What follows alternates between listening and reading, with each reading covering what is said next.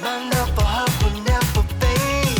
I've waited many days, but you came now to take care of my girl, you know somehow. And it's all worked out now that you are here. And I'm so proud that I work my team. Hi guys, it's Evelina here and welcome to a new video on my channel.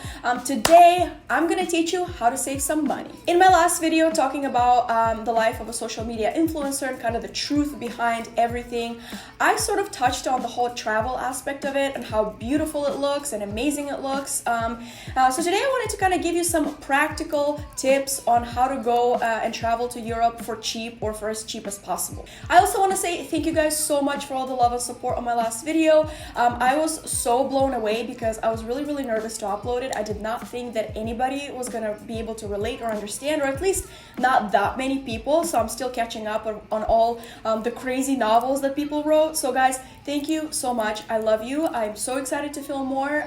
Let's do this. So the number one thing is flights. I know the flights can get really expensive, especially flying from continent to continent. Flying from America to Italy or anywhere in Europe can cost anywhere from $800 to $2,000. So it's pretty pricey. So that's like a big chunk of money right there.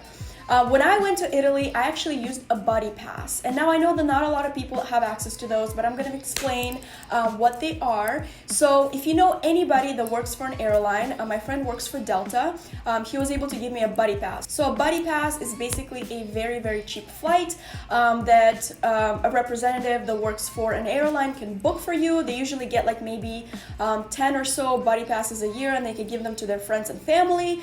So if you know somebody, you can ask them to book you a flight and then, you know, pay them back and all that good stuff. It's very useful. The one downside I will say about a buddy pass is that you don't have a guaranteed seat for a flight. So the idea of getting a buddy pass is appealing because it is cheaper, but you don't know if you're actually gonna get on the flight, so they don't have a ticket for me. So I have to wait for the next flight available. I got my pasta and meatballs. And do you think we're boarding this flight? Oh, it's a movie. Wahoo! I just want risotto frutti di mare. I know. Made it on the flight. It sounds really scary, but I actually did make all my flights when I went to Italy. It was a little bit nerve-wracking, like we were just sitting there waiting for our names to be called and hoping, fingers crossed, that we would make the flight, but ended up being fine. I made it. Sometimes if they have extra room on the plane and they didn't book even the first class seats, you might even get a first class or business class seat. But it happens very rarely. It's happened to me once when I flew to Europe. I also had another friend that worked for Delta. So yeah, I got to fly first class for really cheap. Another thing to consider when booking flights is Skyscanner. This is not sponsored by Skyscanner or anybody. It is an app that you can have on your phone or go on the website. Basically how it works is you can find the absolute cheapest flights available on cheap airlines and book them. And sometimes you can go to Europe for as cheap as like $150 for a round trip. The only thing is that you do have to book your tickets way in advance and also be flexible with your dates. When I first heard about Skyscanner, I honestly didn't think it was real. I'm like, what kind of scam is that? Like, there's no way you can fly around the world for that cheap.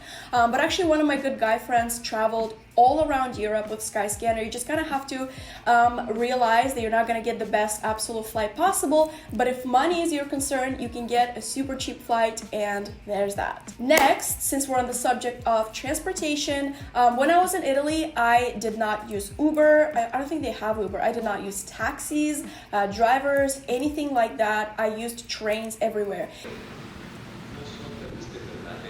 She out here doing her best life. What have I signed up for? I don't know. You just go to the train station, figure out your location, you know, the regular, you can buy your tickets online as well, and it is so much cheaper, so you can get around the city and save yourself a lot of money. Also, what we did is we rented a very cheap car, I think like a Renault or something like that, for like, I think it was like 200 euros a week, and there was 5 of us, so 200 euros split in 5, there you go. We had transportation to go everywhere, and it was perfect, and we did not spend money on crazy taxes or anything like that. Next is money exchange. Now, I personally don't believe in exchange booths because they will absolutely rip you off, and I just don't trust those things. So my advice to you is make an exact amount in your budget of how much cash you want to spend, and when you land at the airport, just go to the ATM and withdraw in the local currency exactly at the airport how much you need, so you don't have to deal with all of those weird currency exchange places that can rip you off. And also the street ATMs can be kind of dodgy, so as soon as you land at the airport, just know exactly how much you're gonna need, take it out in the currency that you need, and you're good to go. Next is where you're gonna stay, and that's probably one of the most important things when you plan a vacation to Europe.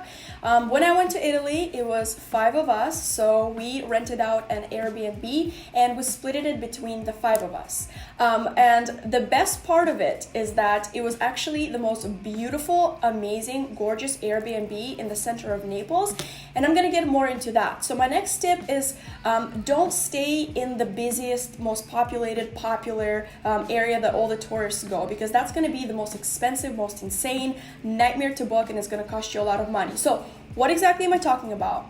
We really wanted to go to Positano, Praiano, like all the beautiful places in south of Italy, but hotels there are absolutely nuts, and so are Airbnbs, and you have to book like super in advance. So what we did, we actually got this gorgeous, stunning, incredible Airbnb in the center of Naples. Oh my god, we just got to our Airbnb. This is insane. They're showing us around. Yo, guys. What? Look at this. This is my favorite part. You go into the balcony, and that is the view. And Naples, I would say, is like about an hour away from Positano, or like 45 minutes to an hour from what I remember. So Naples is not like, I don't want to offend any Napolitanos that are watching this video. Naples is not like the most like luxurious city to stay in. Like a lot of people are actually afraid of it. I personally loved it. Naples is like a little bit more of the grungy part of Italy. So it's not like super populated with tourists. I was like amazed how there's only locals there. So where I'm going with this is that it is so cheap to stay there. So we stayed in this like Louis XVIII, like beautiful 2-bedroom apartment, like right in the center of Naples. And I believe we stayed for about like 5 days, and per person it ended up being, for me, a total, it was like 200 euros. Another example that comes to mind is another trip that I had to Italy. I went to my friend's wedding, and I just kind of bought a one-way ticket and see where it takes me. So we took a train to Rome, and we literally found a hotel for 30 euros a night in the center of Rome, and it had free breakfast. And it wasn't like luxury, it was just like in one of those like really old houses.